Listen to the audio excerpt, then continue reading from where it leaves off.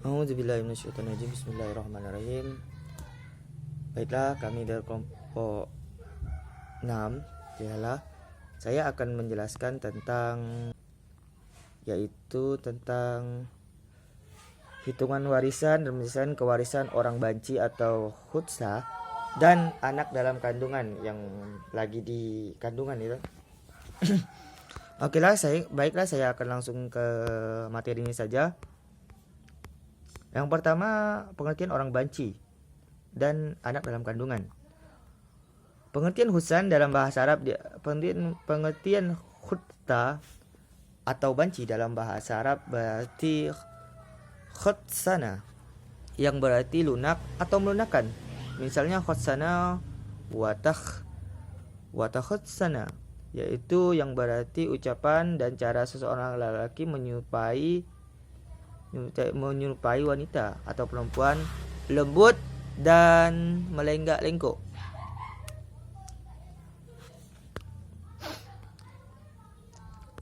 Lafaz khutsa yang berwazan fa'ala berasal dari lafaz al-khutsu menurut bahasa yang artinya lemah atau pecah, lesu, dan bentuk jamaknya adalah khonatsa, yang sebagaimana halnya lafaz hubla yang bentuk jamaknya adalah habala atau wanita-wanita yang mengandung. Karena ini dalam hadis dikisahkan bahwa Rasulullah Shallallahu Alaihi Wasallam yang bersabda, yang artinya Muhammad bin Yashir menceritakan kepadaku, Khudar menceritakan kepadaku, Su'bah menceritakan kepadaku, Qatadah menceritakan dari Ikrimah, dari Ibnu Abbas radhiyallahu anhu, dia berkata Rasulullah SAW melaknat laki-laki yang menyerupai diri sebagai seorang perempuan dan wanita menyerupai diri sebagai laki-laki mengikutinya, dan Su'bah menceritakan kepadaku. Adapun khutsana menurut para fuqaha adalah orang yang mempunyai adat kelamin laki-laki dan perempuan atau bahkan tidak mempunyai adat kelamin sama sekali. Keadaan ini kedua ini disebut para fuqaha dinamakan khutsa muskil, yang artinya tidak ada kejelasan. Sebab setiap insan seharusnya mempunyai adat kelamin gitu kan, baik perempuan itu maupun laki-laki, pasti mereka mempunyai alat kelaminnya. Oleh sebab itu, adanya kedua jenis kelamin, ada seseorang atau bahkan sama sekali tidak disebut dengan muskil. Jadi kalau orang itu mempunyai jenis kelamin itu tidak disebut muskil itu kan. Tapi kalau maksudnya seperti ini, bahwa seseorang itu kan kalau dia banci kan sebenarnya dia itu laki-laki, dia tidak disebut dengan khusna muskil itu kan. Jadi dia tuh sebenarnya laki-laki tapi dia tuh mempunyai sifat seorang banci itu.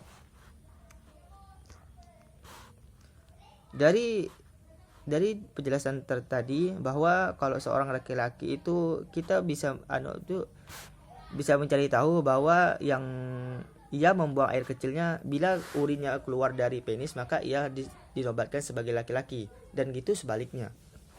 Maka hak yang waris sebagaimana maka ia yang laki-laki itu berhak mendapatkan waris sebagai kaum laki-laki.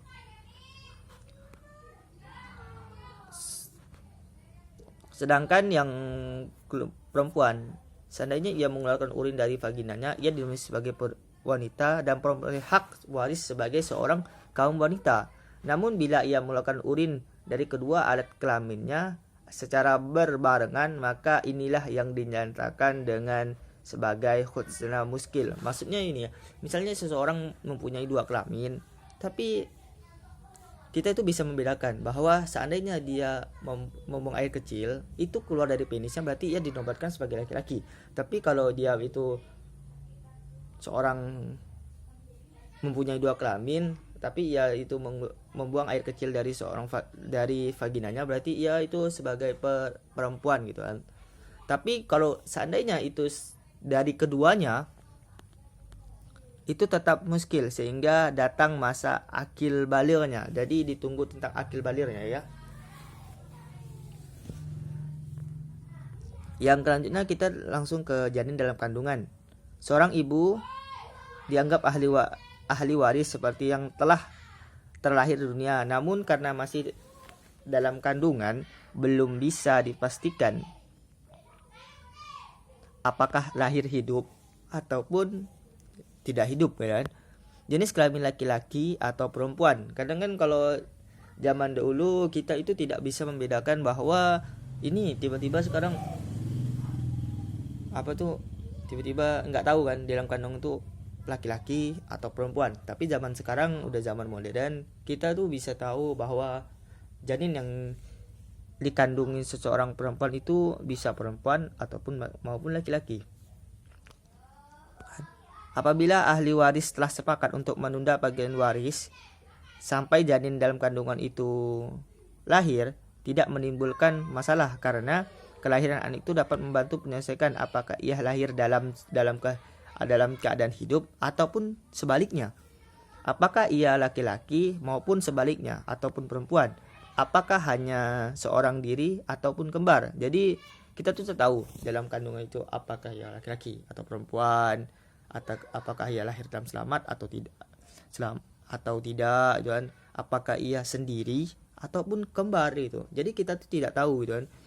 Tetapi itu tetap yang menjadi masalah bila ahli waris menghendaki disegerakan untuk pembagian waris. Mengenai hal ini, Al-Qofal sebagai ulama Asafiyah berpendapat bahwa meninggalkan mayit harus ditahan dulu sampai anak yang masih dalam kandungan itu lahir. Kendati para ahli waris menginginkan segala dibagikan, gitu kan.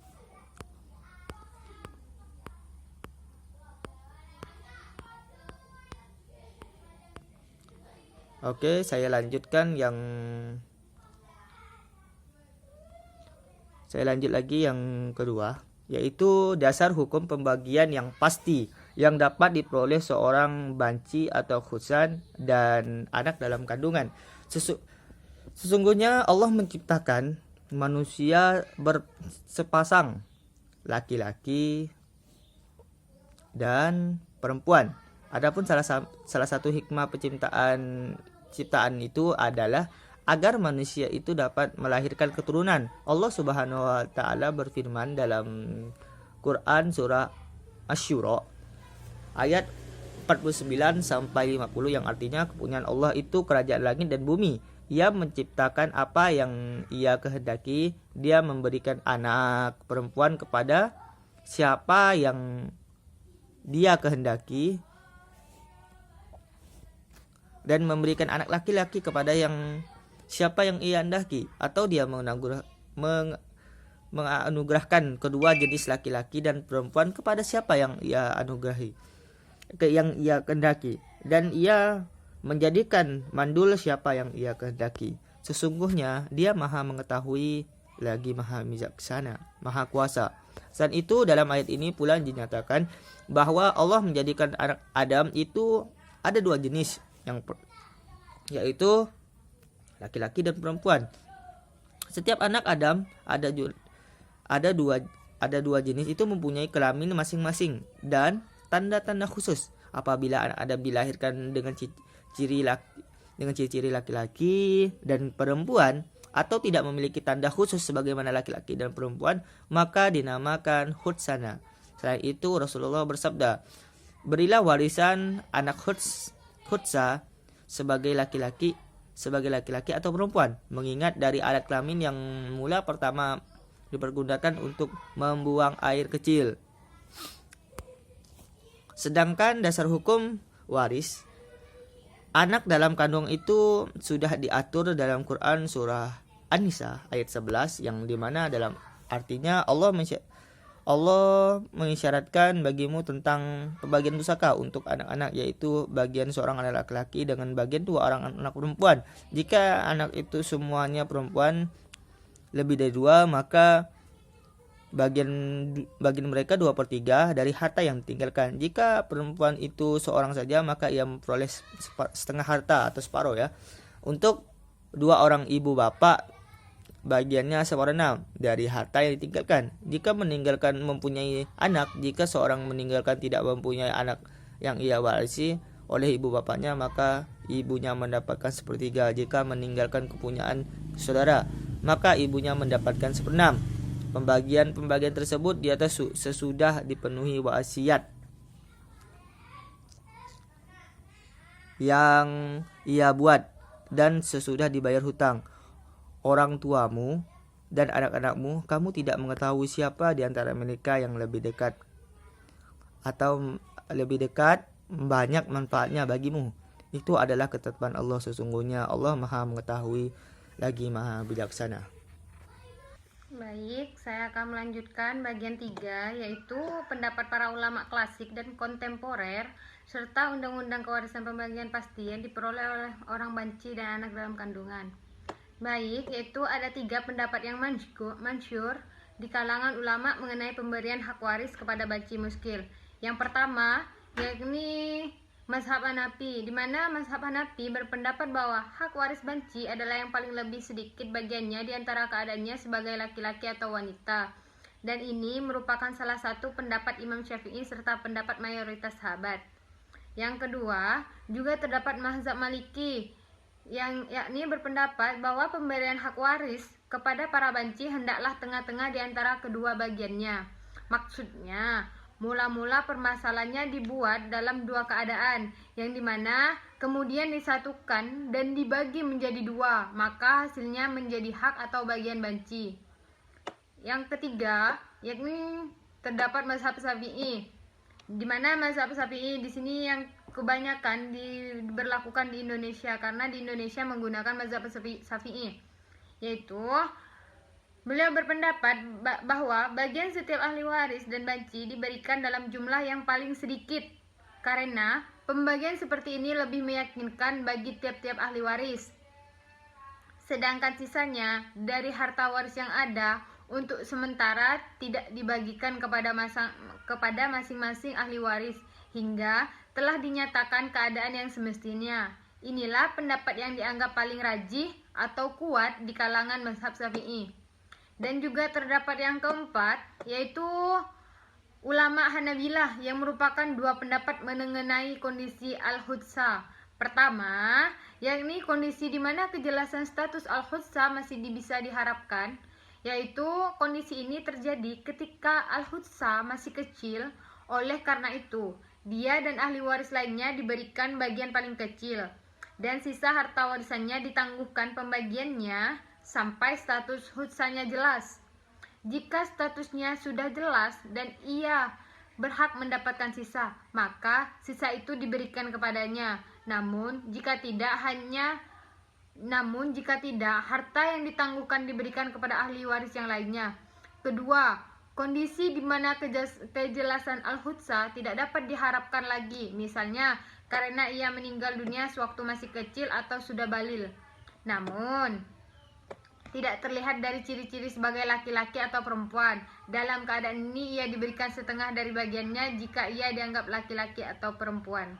Maksudnya yang di sini yang seperti tidak terlihat ciri-ciri jelas laki-laki atau perempuan itu, kita dapat melihatnya itu kayak biasanya di dokter kita USG gitu.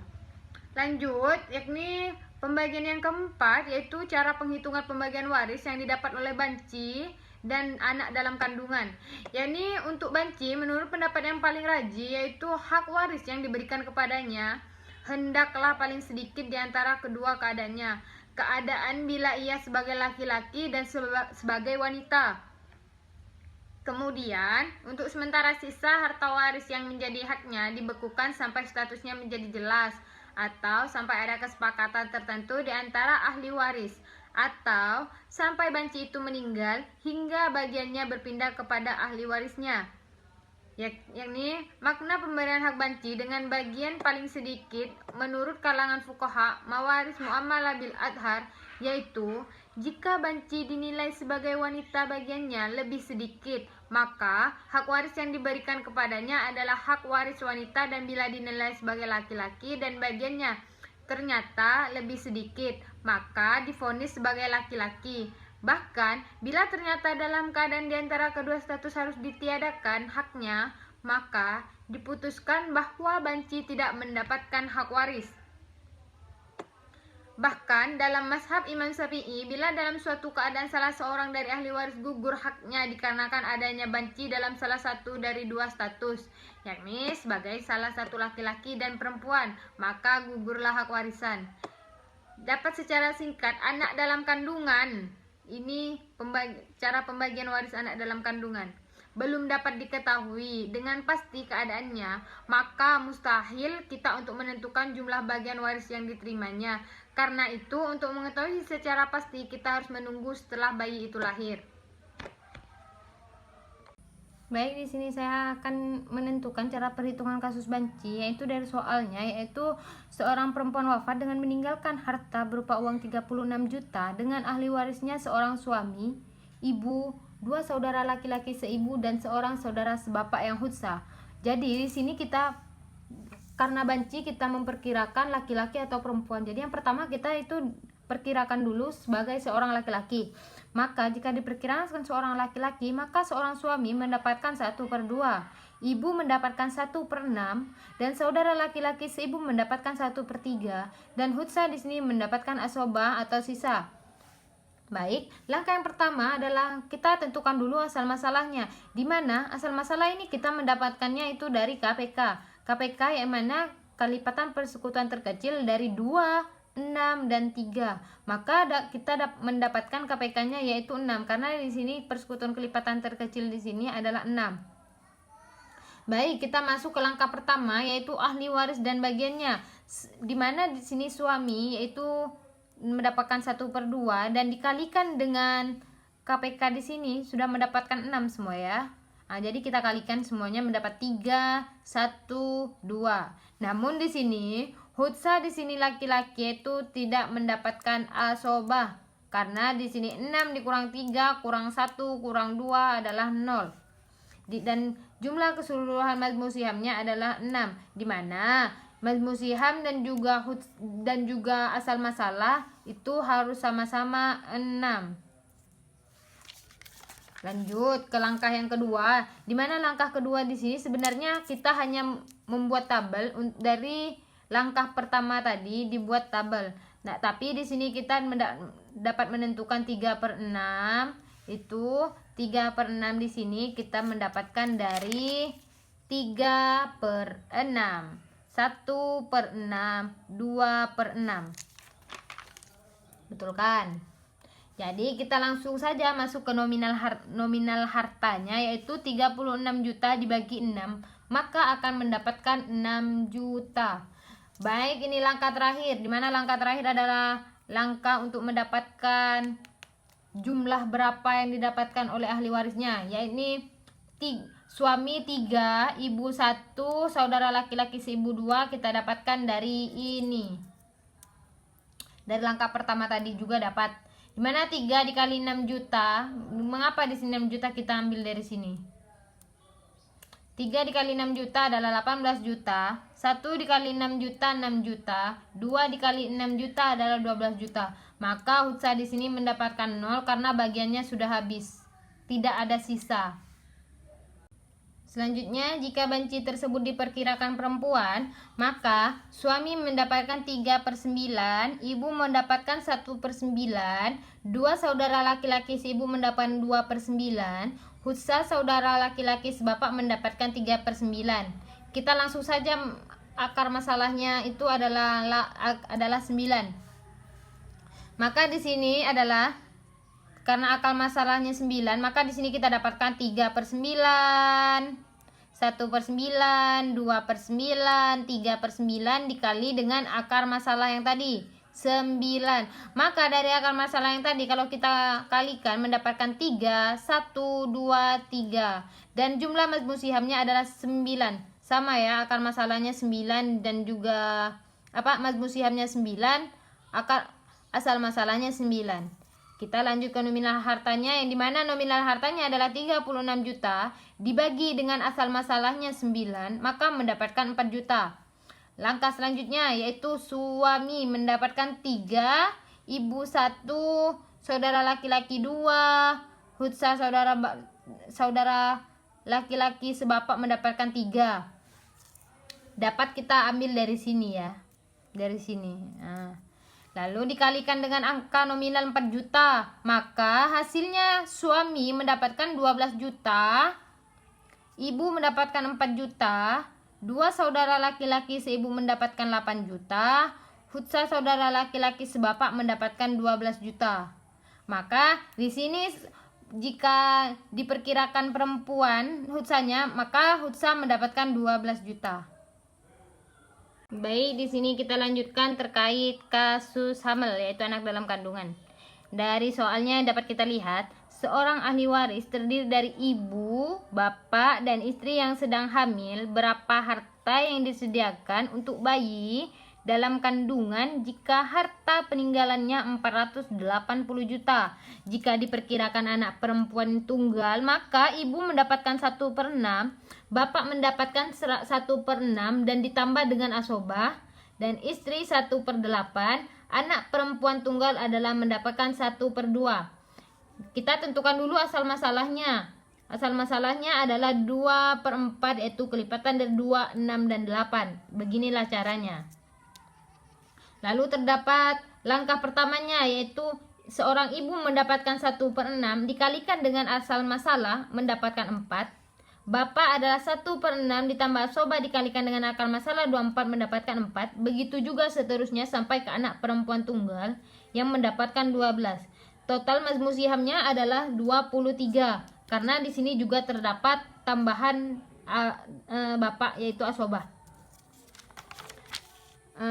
Lanjut langkah kedua adalah, sebenarnya ini langkah kedua ini kita mendapatkannya dari langkah pertama, yaitu ini 4/24, 4/24, 3/24, 12/24.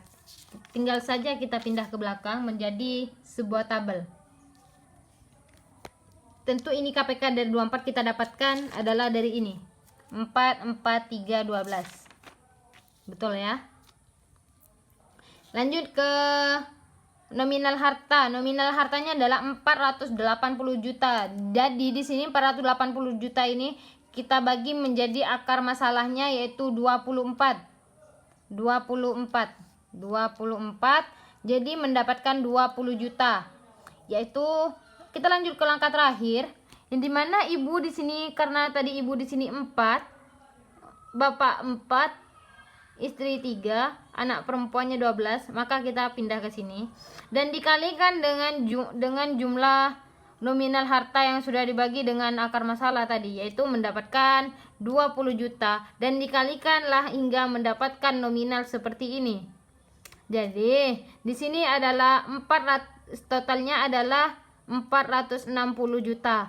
Tapi di sini tidak sesuai, karena di sini totalnya 460 juta, sedangkan nominal hartanya 480 juta. Maka masih tersisa nominal 20 juta.